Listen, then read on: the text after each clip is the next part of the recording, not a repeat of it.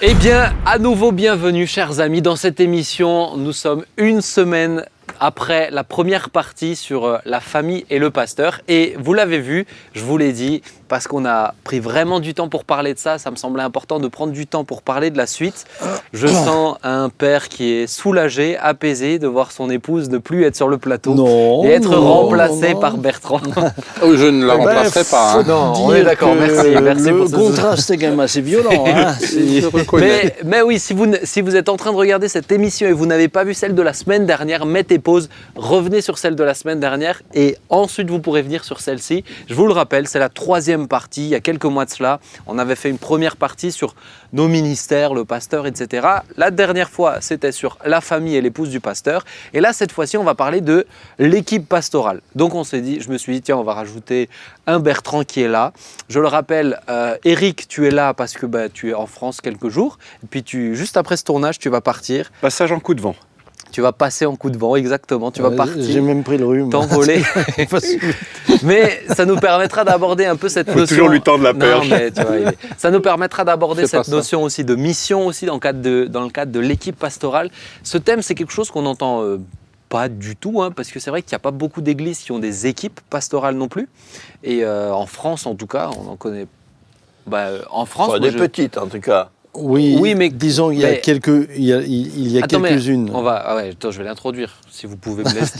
Il ne fallait pas me regarder. Oui, non, mais tu aurais pu dire oui comme ça et faire semblant. Vous avez déjà un aperçu du fonctionnement de l'équipe pastorale. mais donc voilà. En tout cas, moi, j'en ai pas rencontré beaucoup pour avoir visité quelques églises quand même en France. Mais j'en ai pas vu beaucoup des équipes pastorales, des binômes, pourquoi pas. Mais bon, s'il y a deux, on est une équipe, oui. Ah bah oui. Oui, non, mais c'est pas la même chose. Non, c'est pas la même chose. Non, mais voilà, ça c'est Jean-Marie, vous voyez. En tout cas, on va commencer. C'est un singleton, ça s'appelle. On va commencer. Oh là là, on va commencer directement avec cette première question. Papa, comment tu définis, parce que toi, tu es le chef de l'équipe pastorale, comment tu... Le terme de chef me pèse. Si, on n'a pas le droit de dire ce qu'on pense quand tu Quand tu dois définir une équipe pastorale ou notre équipe pastorale, on va parler de notre équipe pastorale, qu'est-ce que c'est pour toi ? Pour moi, c'est...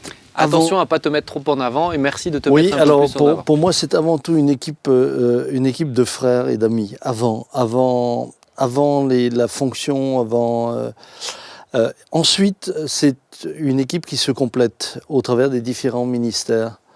Et c'est une équipe pour moi, une équipe, c'est un lieu où on s'encourage aussi les uns les autres et où chacun se réjouit du ministère de l'autre. Ouais. Et dans la mesure du possible, chacun contribue au succès du ministère de l'autre. Mais avant tout, c'est des frères. Et je pense que ça fait combien maintenant, une trentaine d'années qu'on est une équipe, puisque moi, quand je suis arrivé, j'étais seul. Hein. Justement, on va revenir sur la construction de l'équipe.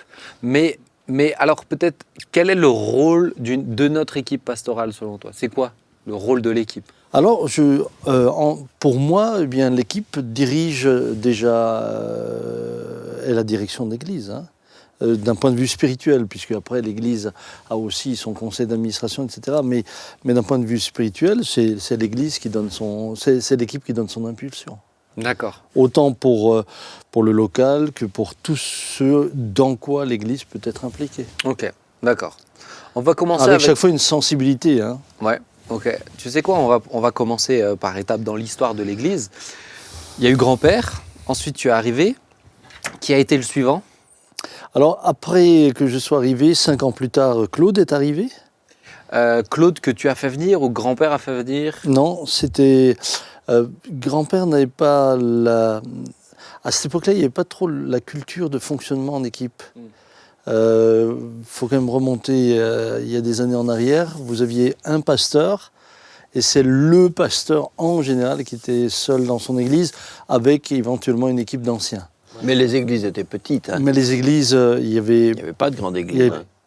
Ou alors très peu, il y en a peut-être eu une ou l'autre, mais c'était en général de petites églises. Ouais.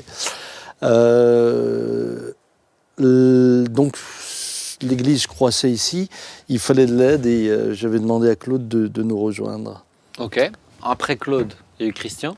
Après Claude, il y a eu Christian qui nous a rejoints. Et puis ensuite, après Christian, il y a eu Bertrand qui nous a rejoints. Et puis après Bertrand, il y a eu également Thibaut qui nous a rejoints. Puis ensuite Jean-Marie. Avant Thibaut, oui. Avant Thibaut, il y a Jean-Marie qui est arrivé. Donc Thibaut. Après, il y a eu Jérémy. Il y a eu toi qui est arrivé. Ouais. Et puis maintenant, il y a Claude Écoué qui vient de nous rejoindre. Jean-Luc était avant Claude Écoué. Ouais. Voilà. Donc, mais en même temps, parce que pour moi, même si Eric est au loin, il fait partie intégrante de ce que nous sommes. Hein. Quand on se retrouve, mais c'était pas quelque chose non plus qui a été mis en place dès le début. Ouais. Non. En fait, nous, on était déjà sur le champ missionnaire. Quand ça s'est mis en place. Et à un moment, tu t'es dit, mais en fait, ils font partie. Aussi, et là, tu as commencé d'abord à m'inviter, ensuite à nous inviter, les retraites pastorales, et puis par la force des choses, on est devenu, même si on est loin, puis avec les groupes WhatsApp, ça rapproche, tout ça, on est devenu partie de cette équipe. C'est ça. Alors, on va essayer de venir déjà un peu sur le fonctionnement, comment on fonctionne en équipe pastorale, puisque les gens ont envie de nous découvrir un peu tout ça.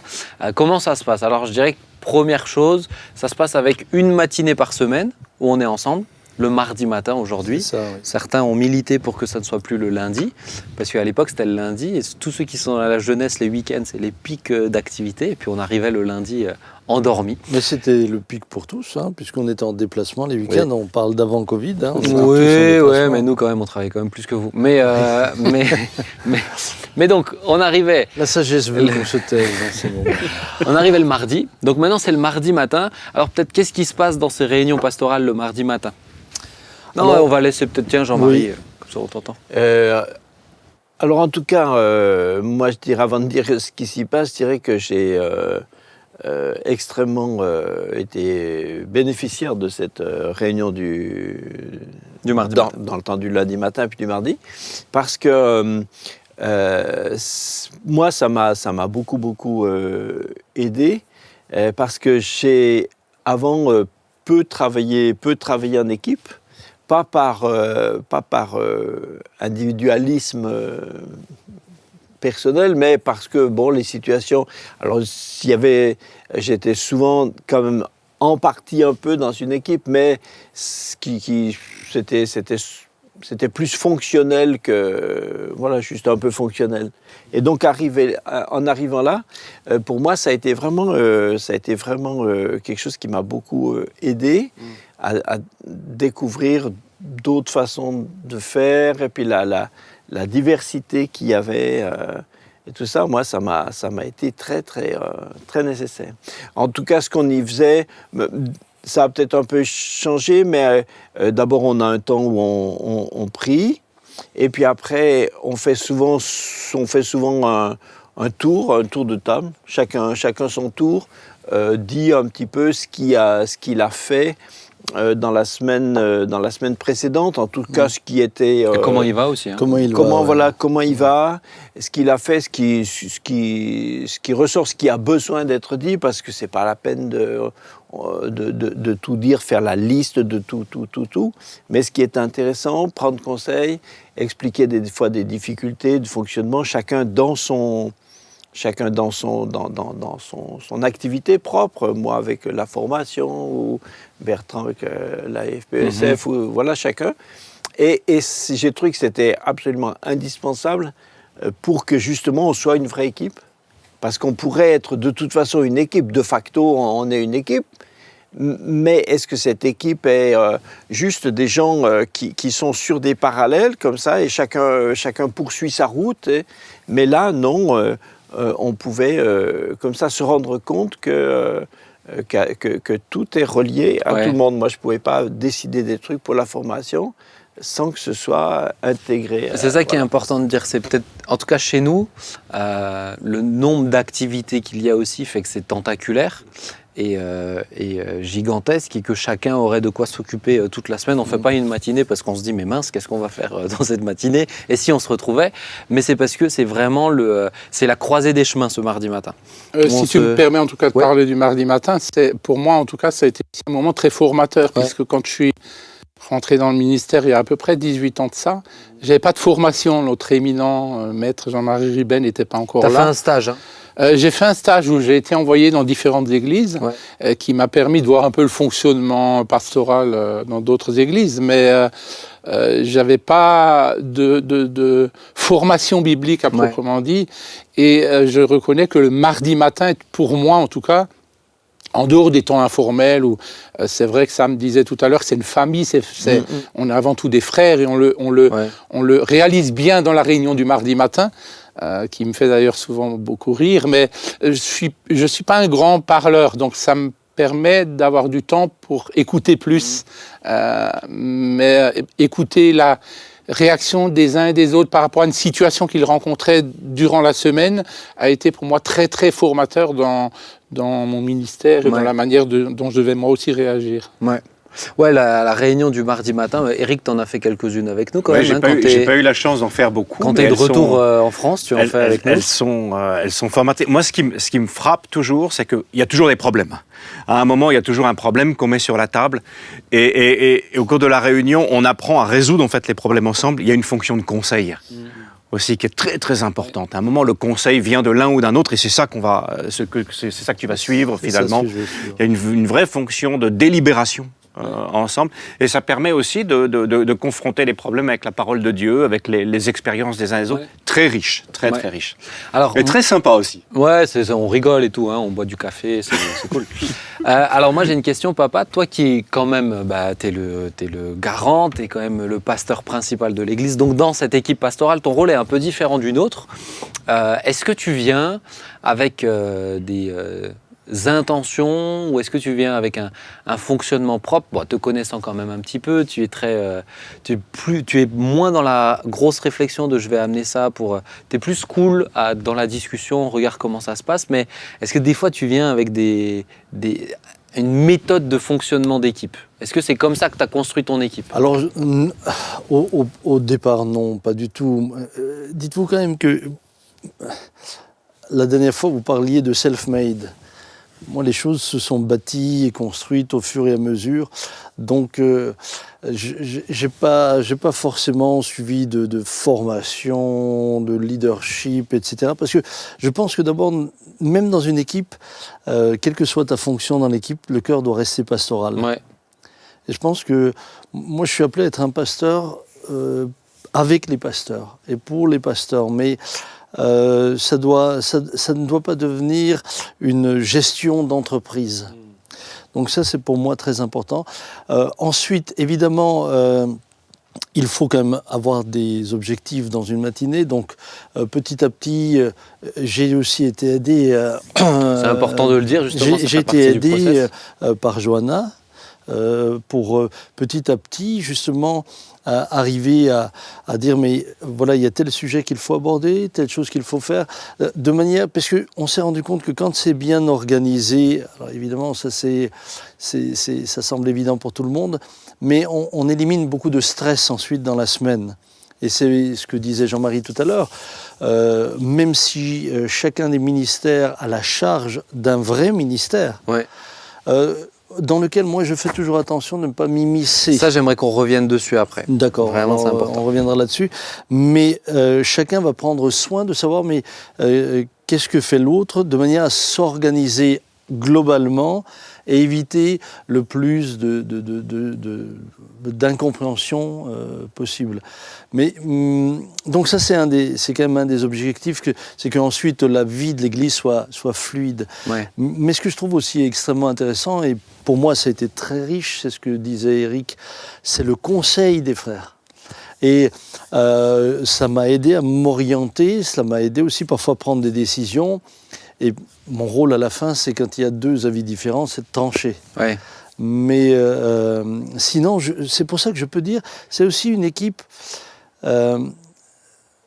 Finalement, la direction, elle est prise avec l'assentiment des frères, avec l'approbation. Par exemple, je n'ai jamais fait venir dans l'équipe pastorale un pasteur sans que toute l'équipe ne soit partante à 100%. Ouais. J'ai jamais imposé quelqu'un. Je veux justement revenir après sur l'arrivée d'un pasteur, mais pour terminer sur le mardi matin, pour toi c'est aussi un moment qui est important le mardi matin? C'est très important puisque ça me permet aussi, d'abord de même si c'est pas le moment, mais on fait le tour et de savoir comment vont les uns et les autres. Ensuite, quelles sont les difficultés que les uns et les autres rencontrent.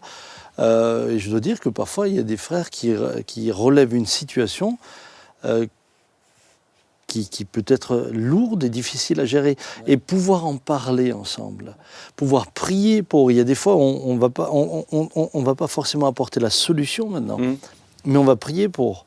Et bien puis, ça, c'est une richesse. Et puis, le secret professionnel reste complètement dans le cadre. Ça, de toute manière. Dans le cadre de l'équipe. Hein. Quand un frère a une confession, donc dans son bureau, c'est sûr que le mardi matin, ce n'est pas partagé. Ah non.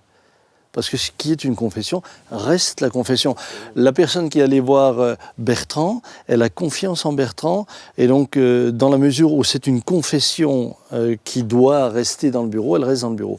Après, il y a ce qui peut être dit dans un bureau qui peut être traité de manière beaucoup plus globale. Mais on n'est plus dans le secret de la confession. Est-ce qu'il peut appeler à demander du conseil de comment on peut gérer cette situation. Voilà. Et parfois, on peut demander même du conseil sur une situation sans forcément citer de personne. Ouais. C'est ça. Ben, en général, ça se passe comme ça. Moi, je trouve peut-être que dans l'équipe pastorale, c'est peut-être même ça qui m'importe le plus. C'est ce moment de... Alors, je dois dire qu'honnêtement, ces derniers temps, il s'est un peu dilué, mais ce moment où comment va chacun. Moi, je me rappelle au tout début, on prenait du temps juste pour parler, échanger comme ça plus naturellement. Alors, effectivement, on doit traiter des points, comment ça s'est passé les derniers cultes, telle visite, etc. Mais je me rappelle, il y a eu des matinées, je ne sais pas si vous vous en souvenez, où tout à coup, il y a quelqu'un qui dit « mais en ce moment, moi, je ne vais pas bien ». On s'est juste arrêté, tout simplement, de cocher, de faire des trucs, et on a prié ensemble, on l'a encouragé. Et ça, pour moi, c'est ça la force de l'équipe. C'est ce que, quand on est seul, on ne peut pas faire. Ou quand on est juste à organiser, tu parlais du factuel avant, ça, c'est la force peut-être de notre équipe, c'est d'arriver à dire « ok, non, on s'arrête, prend du temps, on prie ensemble ».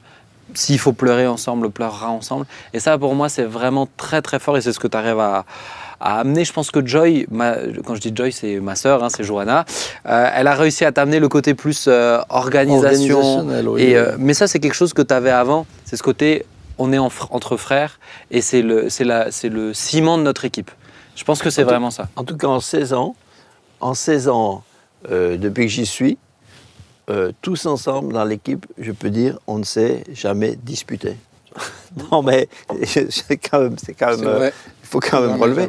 On n'a jamais eu une dispute, ni tous ensemble, ni de deux avec deux. On ne s'est jamais disputé. Non, mais alors moi, il faut que je sois totalement vrai. Alors, parce que tout dépend ce que vous appelez dispute. Mais moi, avec Thibaut, quand on travaillait ensemble, entre nous, ah bah ça... Et des points de désaccord, hein. Voilà. Oui, alors après, avec Thibaut, ça se transforme vite en... Il est intense, Thibaut. Donc, on montait comme ça. Mais nous, on communique bien comme ça. On s'en soucie pas. Mais c'est pas des fausses apparences. Mais en tout cas, une dispute, c'est quelque chose qui laisse de l'amertume. En tout cas, on ne s'est pas disputé. Non. Ça, non. Et ça, c'est toujours réglé. Et c'est ce que j'allais dire. Et pourtant, on n'a largement pas les mêmes caractères, ni surtout les mêmes idées, la même façon de faire. Même des fois, même bibliquement, il y a eu des fois des points sur lesquels on n'est pas tout à fait, d'accord. Je n'arrive pas à vous faire comprendre tout d'un coup. Et donc, on arrive, mais on est toujours arrivé à garder un vrai climat tout en étant vrai. Un vrai lien aussi. Ouais. Ça, pour moi, c'est le côté lien de l'équipe qui est très important. Alors, il y a quelque chose que Johanna a rajouté ensuite, c'est la retraite pastorale. Juste pour qu'on comprenne, vous voulez vraiment comprendre comment on fonctionne, vous allez comprendre. La retraite pastorale, alors qu'est-ce que c'est la retraite ? Tiens, Eric, tu peux nous expliquer, qu'est-ce que c'est la retraite pastorale ? Eh bien, c'est un moment où justement l'équipe pastorale se retrouve. Généralement, on essaie de trouver un coin qui soit un petit peu proche de la nature, Sam, qui soit...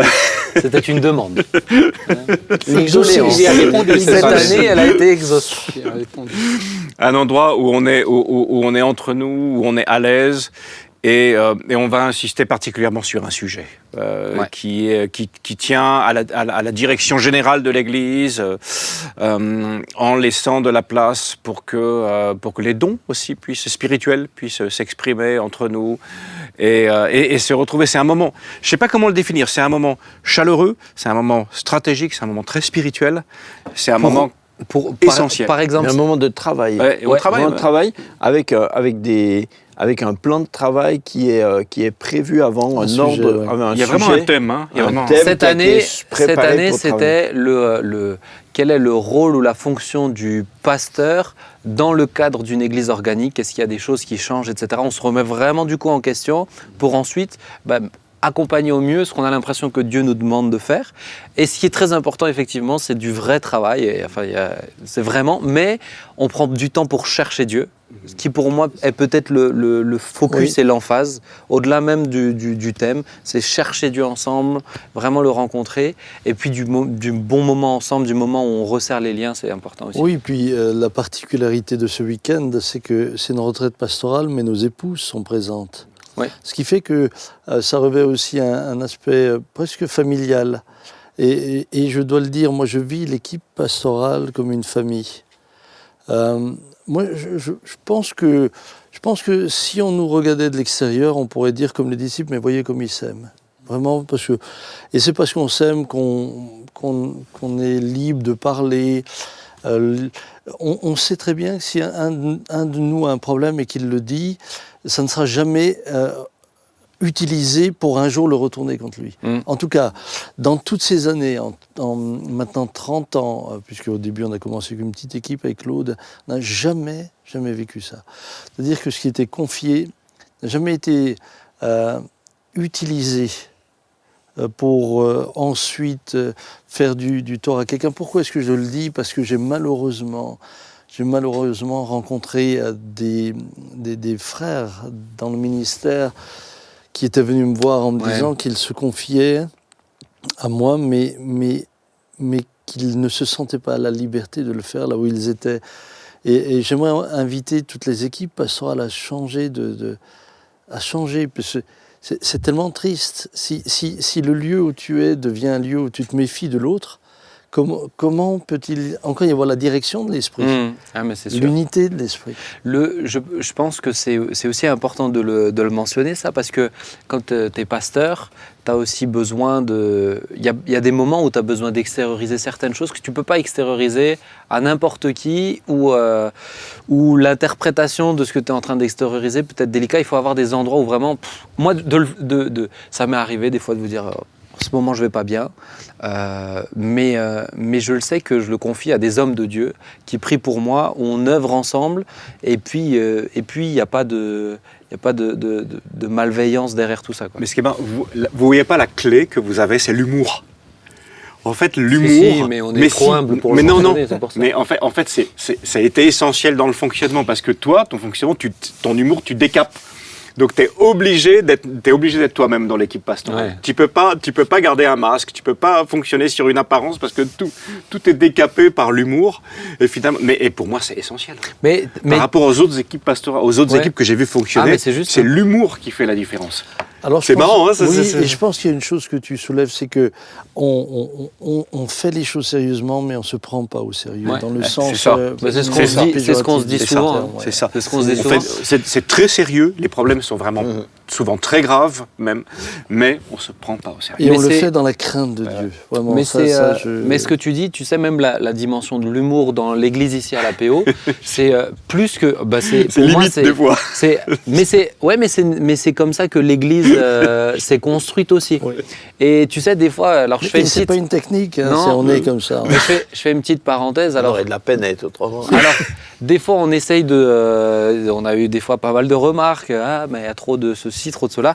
Et je comprends, hein, on essaye des fois, il a manqué d'équilibre ou de sagesse dans certaines blagues ou certaines vannes. Il faut comprendre que dans notre famille, on a toujours fonctionné comme ça. On ne sait pas dialoguer autrement. Vous voyez en off, c'est pareil que comme ça sur les télévisions, parce qu'on n'arrive pas à se retenir. Et ça, c'est avec tout le monde. Et grand-père et grand-mère, ils sont aussi comme ça. Mais ce que les gens ne savent pas, c'est un fonctionnement libérateur. Mais ce que je veux dire, c'est que des fois, à force de vouloir tellement épurer l'humour pour que ce soit accessible. Mais je crains qu'on risque de perdre ce qui fait aussi notre vraie nature. On est comme ça, et puis ça permet d'être vrai entre nous. Mais même si moi j'étais pas comme ça, j'avais pas l'habitude de fonctionner comme ça, mais avec lui, t'as pas le choix. Non, t'as pas le choix. Ah non, il te prend tout de suite, il te met au carré dans la maison. Là. D'ailleurs, quand on parle des réunions du mardi matin, si je dois en donner quelques témoignages, il y a des moments d'humour où on a rigolé. Que je me rappelle encore aujourd'hui. Je pense que le mardi matin, c'est aussi, ça peut être à certains moments un sas de décompression. Ouais, c'est ça. Où vraiment on parle de choses extrêmement sérieuses. Et justement, parfois, les pasteurs doivent porter des problèmes tellement lourds. On n'imagine pas ce qu'on peut porter. Vous savez, on a parfois des confessions, mais elles sont dramatiques, elles sont parfois violentes quand on les entend, etc. Et puis là, on peut se retrouver. Mais c'est pas, encore une fois, et ça, si d'autres pasteurs devaient avoir envie de nous regarder dans notre fonctionnement, j'ai envie simplement de leur dire, soyez vous-même. C'est pas une méthode. Même l'humour, ça n'a jamais été soyez vous-même. N'essayez pas peu importe la manière dont n'essayez pas d'être drôle. Hein. Mais soyez vous-même et aimez-vous surtout. Aussi. Aimez-vous surtout. Parce que c'est pas toujours drôle qu'on essaye. Hein. Des fois, notre humour, il est. Enfin, j'entends souvent Jean-Marie à côté de moi, c'est des fois compliqué. Hein. Oui, c'est-à-dire que vraiment. comme c'est un intellectuel et que nous on est des intellectuels, alors, ça me fait plaisir que non, mais ça fait plaisir que tu me ramènes dans ton bateau à toi, mais c'est pas grave. Après on rigole, on sent que ça leur fait du bien quand on rigole. Alors. Ah oui, alors après il y a l'humour il y a le rire de politesse. Hein. C'est ça, faut le dire. Chez lui, il fait des blagues et mais c'est vraiment parce qu'ils n'ont pas envie d'avoir le salaire gelé. Après, je voudrais juste dire que en dehors du mardi matin, en tout cas, on sent qu'il y a un état d'esprit, prendre soin les uns des autres. Et je sais que si j'ai une difficulté, je peux téléphoner à l'un ou à l'autre en exposant ma difficulté, qui a besoin d'une réponse des fois immédiate ou urgente, où je sens qu'il y a vraiment un désir de trouver une solution ensemble ou de prier ensemble pour trouver une solution. Mais ce qui est intéressant, c'est que c'est une équipe. C'est vraiment une équipe, mais, et je veux venir dessus, chacun fait des choses totalement différentes de ce que les autres font.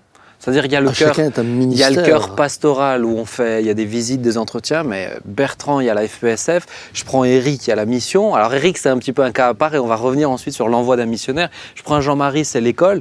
Moi, c'est les jeunes, c'est on s'y retrouve, ou c'est plein d'autres trucs en ce moment qui gravitent autour. Thibaut, ça va être les assistants pasteurs. Jérémy, ça va être les enfants. Jean-Luc, ça va être les groupes de maison.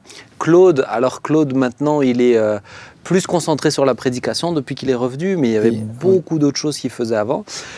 Comment, toi, tu gères la chose avec des ministères qui sont focalisés sur ce qu'ils font, mais en même temps pour réussir à rendre le tout comme un chef d'orchestre? Oui, alors je dois dire que mon souci a toujours été de respecter l'appel des frères, c'est-à-dire de respecter ce que Dieu leur avait donné en particulier et de les aider à réussir dans ce que Dieu leur a donné.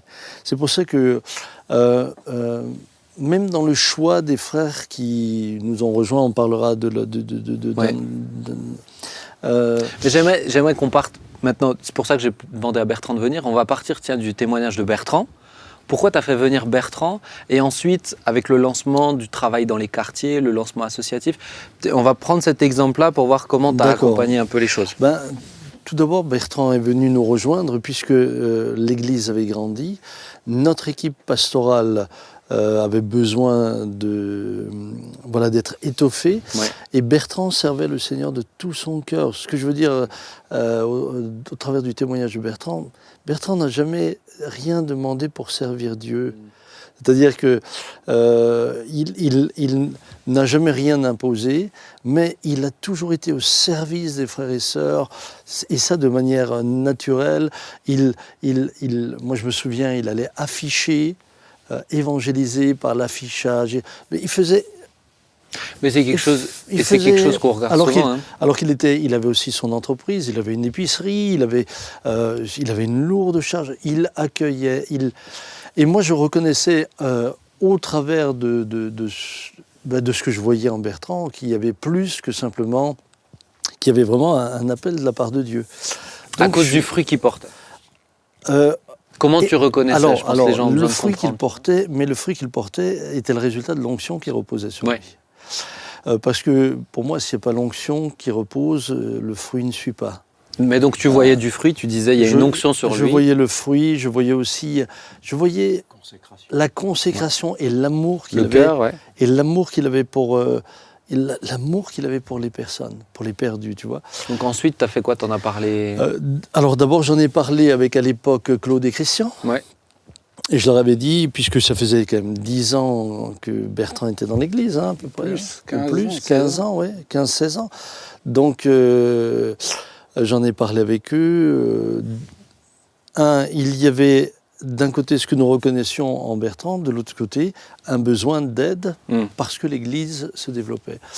Et à 100%, Christian et Claude étaient partants. Et c'est là qu'on a demandé à Bertrand de venir.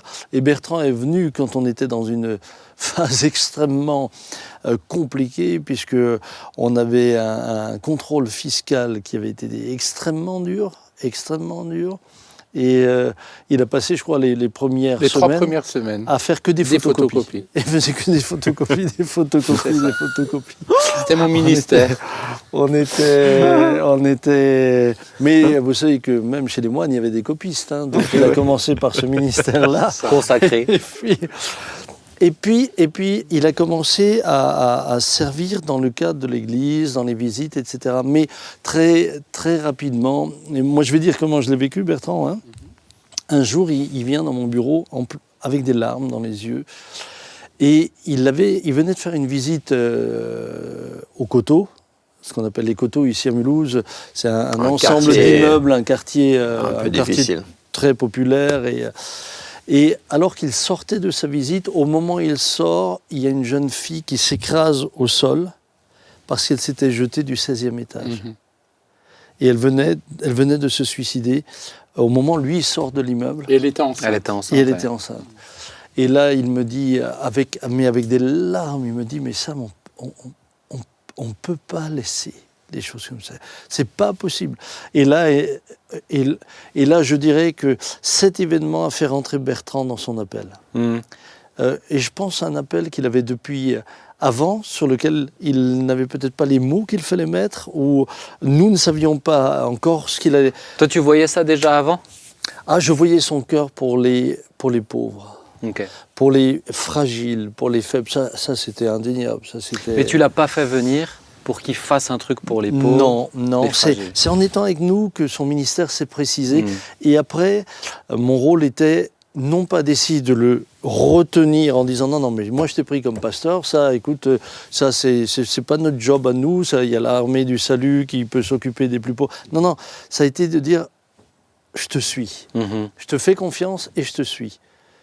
Et à partir de là, Bertrand a enrichi l'Église de son ministère. Et donc tu lui as donné un rayonnement à l'Église au travers. Tu lui as libéré travail. Du temps. Concrètement, c'est. Oui, on lui a libéré du temps puisque je pense que le temps que tu as consacré à Quartier Libre, la FPSF a commencé à être quand même une majorité de ton temps. Hein. C'est ça. Même s'il continuait à faire des visites, je le sollicitais aussi.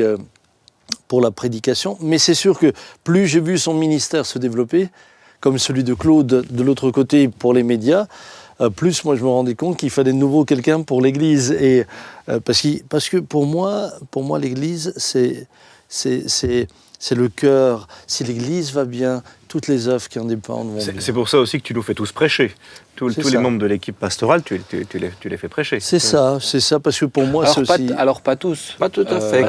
Non, pas tous, mais pour moi il a toujours été important que l'Église entende l'ensemble des serviteurs de Dieu qui sont là, tu vois. Mais alors maintenant on va basculer de ton point de vue à toi. Toi qui vois papa qui te dit vas-y on t'accompagne, comment tu le vis? En tout cas, je l'ai tout à fait vécu comme il vient de le décrire là. C'est-à-dire qu'avant même de rentrer dans le ministère, effectivement, je travaillais déjà auprès des enfants puisque j'étais investi dans les écoles du dimanche, responsable ensuite des écoles du dimanche. Et que le travail auprès des enfants, c'est quelque chose que j'aimais et qui s'est après précisé et élargi dans le cadre du travail qui se fait dans les quartiers. Mais quand je suis allé voir ça pour lui demander d'investir plus de mon temps dans le cadre du travail dans les quartiers, immédiatement, il m'a dit vas-y, si c'est ce que Dieu a mis sur ton cœur, foncer, aller dans cette direction-là. Je me rappelle un jour d'ailleurs, ça fait à peu près 12 ans, on fait des grandes fêtes de Noël dans la grande salle de l'église. Et pour ce faire, il fallait enlever toutes les chaises, les instruments, déshabiller l'église telle qu'on la voit le dimanche matin. Et je pensais trouver peut-être quelques réticences par rapport au fait de devoir tout déménager, chambouler pour faire juste quelques heures qui accueillent les enfants et de l'église et des quartiers pour faire une grande fête de Noël. Et tout de suite, il m'a dit, vas-y, si tu penses qu'il faut le faire, vas-y. Et c'est une grande liberté qu'on a, en tout cas, de travailler dans... sur ça, c'est vraiment une force qu'il a de laisser vraiment... C'est un mot important que tu viens de sortir dans l'équipe pastorale, la liberté. Il y a tellement d'équipes qui sont gérées, comme tu disais, comme des entreprises, avec des descriptions de tâches, mais tu t'enfermes là-dedans. Tandis qu'on a l'impression que pour toi, ce qui compte, c'est l'onction qui est sur la personne, et après qui peut l'amener à prendre des directions différentes. Oui. Pour moi, c'est la priorité. Alors que certains leaders cherchent à faire quelque chose à des gens en qui ils voient des capacités, quoi, et ils cherchent à leur faire ça. Il me semble que Sam, il part du contraire. Il regarde ce que sont les appels des gens, et puis il dit, puisque ça, c'est son appel, alors il faut lui permettre de le réaliser, mais après, avec le souci que ces différentes choses soient coordonnées, s'imbriquent les unes à les autres, ne portent pas... qu'il n'y en ait pas une qui devienne, qui s'hypertrophie, qui empêche les autres de vivre, et puis que ça fonctionne tout ensemble. Et c'est pour ça que c'est libre. Hein. Et pour moi, c'est aussi ça. Du coup, c'est ce qui a fait que l'Église aujourd'hui. Ouais. C'est-à-dire qu'on voit que le Saint-Esprit a envoyé d'autres pour le manque que Bertrand ne pouvait plus accorder, il envoie d'autres. Et c'est comme ça que l'équipe pastorale s'est construite, mais j'ai envie de dire l'Église s'est construite. Et ça demande de la sensibilité et de la flexibilité, parce que c'est vrai que ça doit être... on se réjouit d'avoir quelqu'un, et puis ensuite il part, on lui vient, il part, et c'est beau, hein, mais en même temps... Ça, c'est à peu près le résumé de mon ministère. C'est vrai. J'étais une fois, j'ai écouté alors je ne donnerai pas de circonstances, mais j'ai discuté une fois avec un leader évangélique comme ça, qui me disait, clairement, il me disait, moi j'ai une vision, et tous les gens qui travaillent avec moi doivent contribuer à ma vision. Et je trouve que s'ils sont pas, et même il m'a dit clairement, il me dit si ça leur convient pas, s'ils sont pas d'accord, ils partent. Alors effectivement, ça c'est ce qui s'est passé au fur et à mesure qu'il a des collaborateurs. À un moment il quitte, et finalement ce ministère n'existe plus. Alors que Sam, quand Sam disait, lui il dit exactement le contraire. Il dit, moi j'ai une vision, mais je reconnais que chacun de mes collaborateurs ont un appel, et moi, mon travail, c'est de les aider à réaliser leur appel. Et ça, c'est juste. Est-ce que, Eric, toi, parce que du coup, tu es à des centaines de kilomètres, est-ce que tu as des milliers, ouais. Donc, est-ce que tu as... Au niveau de la géographie... des centaines, tu peux en mettre beaucoup, des centaines. Hein. Oui. Donc, 900 et après on passe au millier. Des centaines de kilomètres, tu peux en mettre beaucoup, hein, dans des milliers. Oui. Ah oui. Et c'est pour ça que je l'ai dit, tu vois. Donc, ce que je voulais dire, c'est est-ce que tu sens cette forme de liberté dans ce que tu fais, ou est-ce que tu sens plus une forme d'abandon quand c'est à des milliers de kilomètres? Est-ce que c'est de la liberté ou c'est de l'abandon pour toi? Comment tu l'as vécu? Justement, le fait à un moment que tu m'aies invité à la retraite, dis mais ça te ferait du bien, viens, et que tu aies senti quelque part que je faisais partie finalement de l'équipe, parce que la mission fait partie du cœur de l'appel de l'Église. Ça a contribué au fait que je ne me sente pas abandonné, justement. À certains moments, tout au début, on s'est senti un peu seul, pas complètement, mais seul, une forme de solitude. Et le fait de faire partie de l'équipe... Parce que là, t'arrives, enfin, tu le vois pas toutes les semaines, ou t'as pas la réunion du mardi matin. Attends, le fait que je sois sur le groupe WhatsApp, Ouais. Par exemple, moi je contribue pas beaucoup parce que les mêmes problèmes que vous avez, moi je les sais aussi là-bas au Sénégal, donc je pourrais pas les ajouter, mais ça me tient au jus. Et je me sens faire partie. De temps en temps, On se téléphone. on se téléphone, on est là, je lui demande des sous, il dit oui toujours. Au tout Avec début, joie. Au tout début, en fait, quand tu es arrivé là-bas, je me dis, mais il y a tellement à faire que tu sais même pas par où commencer. Tu as eu besoin de conseils, tu t'es laissé conduire, quoi. Et en fait, ouais, on était. Une fois, il m'a dit une phrase qui nous a fait beaucoup réfléchir. On lui demandait conseil par rapport à la mission, les relations avec l'Église. Et Sam nous a regardé et dit, mais non, mais on apprend avec vous. On ne sait pas comment ça se fait. C'est ça. On est en train d'apprendre avec vous. On n'a pas de carte. Et c'est l'inconvénient de la liberté. C'est l'autre face de la pièce. C'est que le chemin, il n'est pas tracé d'avance. Ouais. Et finalement, ça a quand même marché. Alors, je ne sais pas comment il réagirait si, comme dans Acte 13, au sein d'une équipe pastorale, Saint-Esprit dirait « Mettez-moi de côté ». Paul et Barnabas. Mettez-moi de côté. Chez nous, il a dit mettez-moi de côté. Benjamin, mettez-moi de côté. Moi, il nous a dit mettez-moi de côté. Eric et Isou. Non, justement, on ne faisait pas partie de l'équipe à l'époque. On ne faisait pas partie de l'équipe à l'époque. Mais si, tu étais dans l'église. T'étais dans l'église. Alors, pour répondre à ta question sur ça, il est sensible. Si tu sentais que quelqu'un est appelé à partir ailleurs et que l'autre le sent aussi vraiment... Attends, il n'y avait pas... Dans Acte 13, il n'y avait pas une question de sentir, il y avait une question d'obéir à une injonction. Oui, mais je veux dire... À condition de l'identifier comme étant. Mais de l'identifier, oui. Alors à ce moment-là, est-ce qu'on serait ouvert à ça, je sais pas. Si, alors à ce moment-là, je me permets de répondre à sa place. J'ai zéro doute. Oui. C'est même lui qui nous pousserait à la porte. Tu vois, s'il dit si ça vient de Dieu, j'ai zéro doute. Alors moi non plus.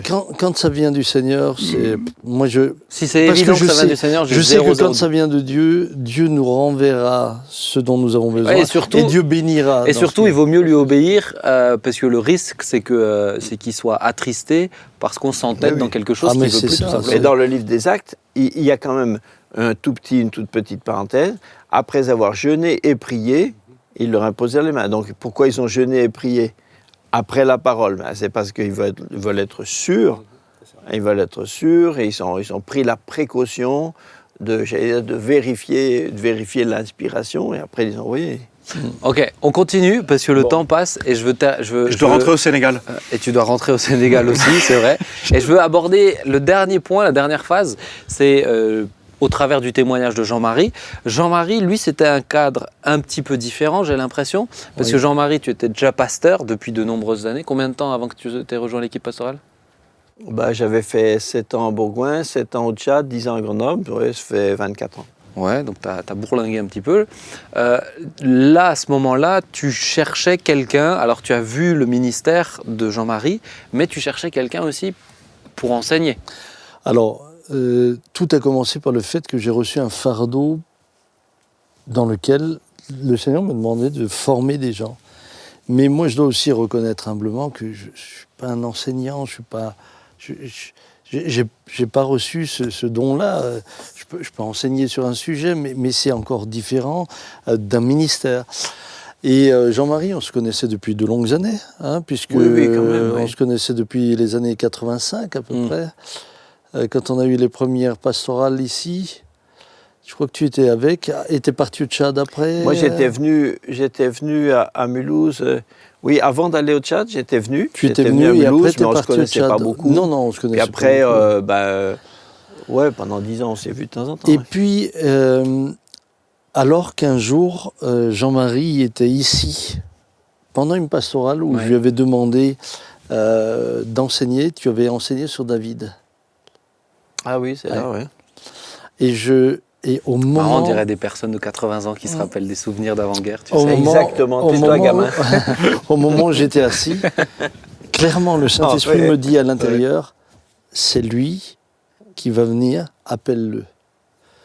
Alors évidemment, moi je ne pouvais pas me permettre... C'est délicat. Je ne pouvais pas me permettre d'aller l'appeler, puisqu'il était dans une équipe que moi j'appréciais, il était dans un cadre que je connaissais aussi, donc je ne me serais pas permis de dépouiller une équipe pour en habiller une autre. Ce que j'ai fait, j'ai prié pour, et avant d'en parler même à Jean-Marie ou quoi que ce soit, j'ai parlé avec notre équipe en disant, voilà ce que je ressens, qu'en pensez-vous? Toi, tu étais déjà là, bébé, hein?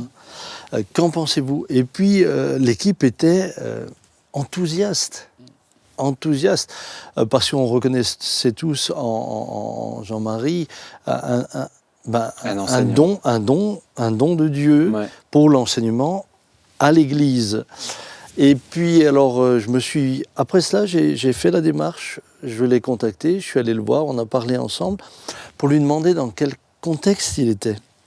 Et à cette époque-là, il était le second pasteur d'une petite assemblée qui avait déjà un pasteur à plein temps, mais une assemblée de 80 membres. Déjà un pasteur officiel, un pasteur senior qui travaillait par ailleurs, mais qui était le pasteur. Qui était le pasteur. Et toi, tu circulais beaucoup. Hein. J'étais plus. Et Jean-Marie avait ce qu'on appelle à l'époque l'école du berger, qui était une forme d'école biblique un peu, où lui se déplaçait pour le. Et en fait, sa venue ici n'était absolument pas incompatible avec ce qu'il était. En venant ici, l'église là-bas ne s'effondrait pas, il y avait un pasteur. D'ailleurs, il y en avait un troisième qui devait arriver à l'époque, donc je me suis dit, bon, à 3 pour 80 personnes, ça va quand même. Et on sentait qu'on pouvait y aller dans la mesure où Jean-Marie recevrait la conviction. Ouais. Et donc, pour moi, ce qui était maintenant... La conviction, moi, je l'avais, mais il fallait que Jean-Marie, avec Brigitte, la reçoive de la part du Seigneur. Parce que ce que je voyais aussi, c'est que je croyais que le ministère de Jean-Marie pouvait prendre aussi une dimension encore tout à fait différente en venant ici, au travers de tout ce qui se faisait, et donc du rayonnement que le ministère pouvait recevoir. Est-ce que parce que ce qui est différent vraiment avec l'histoire de Jean-Marie, c'est que tous les autres, ils viennent, j'ai envie de dire, du terroir de la porte ouverte à la base, et ils se sont construits comme ça. Est-ce que tu as eu peur que l'acclimatation soit impossible, notre manière de communiquer, l'humour, la vision même de l'Église, des dons de l'Esprit, etc. Est-ce que ça a été des questions pour toi, et pour toi à l'inverse aussi, ou ça s'est fait très naturellement? Je crois qu'on en a parlé un peu ensemble. Oui. Ça n'a pas été un grand sujet dans le sens où je pense qu'on était à l'aise l'un avec l'autre. Je voyais en lui évidemment un excellent enseignant et un excellent prédicateur. Ouais. Et je vais dire là quelque chose peut-être qui peut surprendre, mais j'étais heureux qu'il nous rejoigne et j'ai jamais eu peur qu'il nous fasse de l'ombre. Et ça, pour moi, c'est important de le dire, parce que j'ai parfois vu des équipes se construire, mais se construire surtout en fonction du pasteur principal. C'est-à-dire que le pasteur principal s'est construit une équipe de manière à ce que lui puisse toujours rester pasteur principal et prendre des personnes qui ne lui feraient pas d'ombre. Alors que notre souci ici n'a jamais été est-ce qu'il va faire de l'ombre? Ça, c'était pas. Notre souci était plutôt est-ce que le ministère du frère va enrichir l'Église? Voilà. Donc moi, j'étais parti là-dessus. Et puis ensuite, Jean-Marie, je pense que pour moi, Jean-Marie est un exemple même. Il devrait servir d'exemple dans les écoles pour ceux qui un jour rejoignent, un exemple d'adaptation. Ouais. Parce que même sur les points de différence que nous avions, il a su mettre... qui étaient des points secondaires, hein, il faut quand même le dire.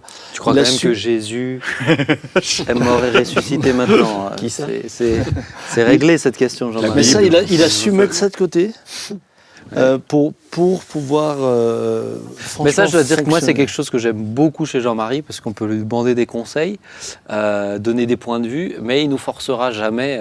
Il essaye de nous persuader quand même. Mais sur des trucs où on n'est pas d'accord, on a des points de vue différents, tu viendras jamais en te disant non mais moi j'ai étudié, je te dis qu'en grec c'est ceci, cela, maintenant c'est comme ça, tu nous l'imposes pas quoi. Et ça c'est d'autant plus agréable. En tout cas moi j'étais, quand Sam m'a appelé, Mais je me rappelle très bien où j'étais, la première fois il m'a fait cette proposition. Mais moi, j'avais déjà dans mon cœur, je peux pas dire une conviction, c'est pas une révélation, quoi. Mais pour moi, venir à Mulhouse, c'était déjà dans ma tête depuis longtemps. J'en avais discuté une fois avec un pasteur, un ami. On avait parlé de ça. Il m'avait dit, mais oui, mais attends, un jour, tu finiras à Mulhouse. Non, c'était clair, quoi.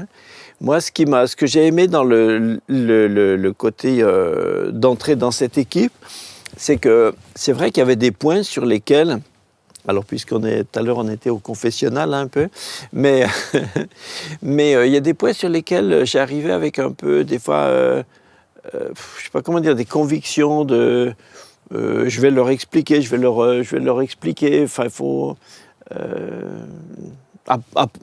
apporter quelque chose, changer quelque chose, quoi. Et très vite, ça m'est tout de suite sorti de la tête. T'as réalisé que ouais, exactement. Exactement, j'ai réalisé que j'avais beaucoup plus à apprendre que je croyais. Je venais avec dans l'idée d'amener quelque chose. Et dès le début, je me suis dit, mais Jean-Marie, c'est toi qui a beaucoup à apprendre. Donc après, j'ai pris les choses tout à fait différemment. Alors c'est vrai que j'essaye d'expliquer, j'essaye de convaincre, hein, et je me suis souvent rendu compte qu'on convainc plus quand on laisse les gens s'en apercevoir. Donc voilà, et puis après j'ai dû être patient, vous comprenez, lentement, c'est comme ça. C'est pour ça qu'il était compatible avec... Et ce qu'il nous dit toujours, c'est qu'on a le droit d'avoir tort. Voilà. Une fois, quand on a sorti notre bouquin sur les femmes africaines de la Bible, je me rappelle de ça. On l'a fait lire bien sûr à Jean-Marie, notre Apollos national, qui a passé tout au scanner, et il y avait des trucs avec lesquels il n'était vraiment pas d'accord. Ouais. Et il a eu... Je sais pas, moi j'ai vraiment admiré ça, ce discernement, en disant ça, tu peux pas écrire. Ça, t'es obligé de l'enlever. Mais dit ça, je suis pas d'accord avec toi, mais ça passe, c'est une autre interprétation et elle est quand même valide. Et ça, j'ai admiré de la part de quelqu'un qui passe quand même beaucoup de temps à méditer la parole de Dieu. Je suis allé chez lui et ton bouquin, il restait plus qu'une dizaine de pages dans le livre parce qu'il les avait toutes déchirées. Hein, mais je dis ça, vous regarderez entre vous. Hein, il faudra qu'on parle du mensonge. Tu sais, il a le tampon chez lui avec le nihil obstat et l'imprimatur.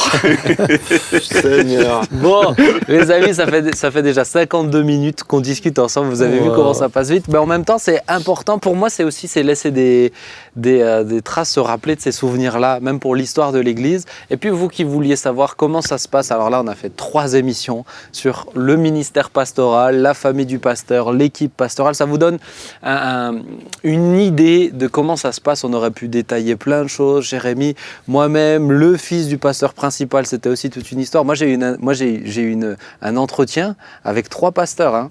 Il en a envoyé 3, tu sais, en mission pour faire l'entretien avec moi. Donc il y a tellement de choses. Mais en même temps, ce que j'ai envie de dire, c'est que dans la manière dont on vit l'Église et le ministère aujourd'hui, on est heureux. Enfin, j'ai l'impression, parce qu'on voit vraiment le Saint-Esprit qui conduit, qui envoie, qui amène. Avec les assistants pasteurs, on a vu encore le Saint-Esprit lancer quelque chose d'autre. Donc franchement, c'est magnifique. Et puis, je me réjouis de la suite, de tous les nouveaux qui vont arriver. On n'arrive même pas à partir à la retraite. Ah non. Peut-être quand même juste un mot, ce qui a toujours été important, et ça peut-être aider aussi, c'est à partir du moment où je reconnaissais, par exemple, Bertrand ou Jean-Marie, Éric, je faisais confiance.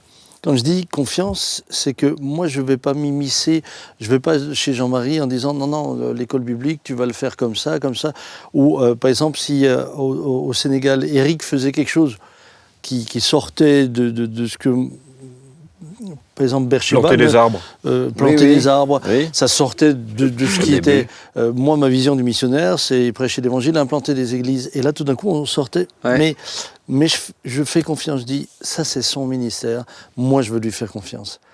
Et c'est pas parce qu'il fait quelque chose que moi, je comprends pas ou qui est différent que je vais essayer de l'empêcher d'entrer là-dedans. C'est pour ça que au Sénégal, avec mon cher Jock, c'est l'équipe qui est en place, qui dirige la FPSF avec Bertrand, c'est eux. Moi, s'ils me demandent quelque chose ou si je peux aider, avec joie. L'école biblique, la même chose. Après, je pense que dans leur sphère à eux, c'est moi qui me soumets à leur ministère. C'est ça. Mais tu veilles toujours à ce que le cadre, le cœur de l'Église, il soit toujours imprégné chez chacun. Soit toujours et si nous, on est une équipe vraiment complémentaire à tout ça, il faut aussi dire clairement que dans l'équipe, il n'y a jamais eu aucune hésitation sur le fait que Sam est des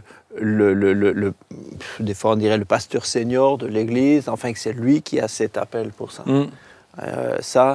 C'est autant on peut parler avec lui librement, en sachant qu'il nous écoute, etc. Mais en même temps, on sait que c'est lui qui a l'appel de Dieu pour être le pasteur globalement de cette église et tout ça. Donc il n'y a pas de rediscussion quand tu tranches quelque chose. Non, pas de rediscussion. Et puis du coup, un respect, une confiance, une confiance. On a de l'assurance, parce que le rôle est rempli. Ouais. Non, c'est rassurant, c'est sûr que c'est vraiment rassurant. On va terminer les amis, parce que si à chaque fois vous rajoutez quelque chose, après il ne faut pas dire que c'est moi qui fais durer les émissions. Hein. En tout cas, Eric, merci beaucoup d'être venu, on en a profité, on a saisi la balle au bon, mais tu étais très enrichissant sur ces 2 émissions, donc merci de tout. Et bon retour au Sénégal. Merci pour qui tu es avec Issou. Vous êtes des bénédictions. Et si ça avait été l'un de nous en mission là-bas, je t'assure qu'il n'y aurait pas eu toutes ces choses-là. Qu'est-ce qui vous arrive? Mais c'est parce que tu vas partir. C'est quand tu partiras. Il faut que tu partes avec un bon souvenir. Et Bébert, merci beaucoup d'être venu. Je sais que pour toi, c'est toujours un exercice un petit peu délicat, mais on aime. J'ai beaucoup aimé pouvoir mettre en valeur aussi le cœur que tu as, ce souci que tu as. Bertrand nous a enrichi l'Église. Plus. On va terminer par la prière, ça marche? Et puis Bertrand, tiens, si tu veux bien, on va prier. Seigneur, que te dire d'autre que c'est une grande joie de te servir dans une telle équipe. Merci de tout cœur pour les uns et les autres qui enrichissent le travail que tu nous permets, que tu nous donnes le privilège de faire et d'accomplir. Tu es toi la tête de l'Église et nous voulons toujours ensemble être à l'écoute de ce que tu veux pour chacun d'entre nous, mais permettre également que ce que les uns les autres font soit une synergie dans le travail que tu nous demandes. Seigneur, Et nous te bénissons parce que nous t'avons toujours vu être fidèle.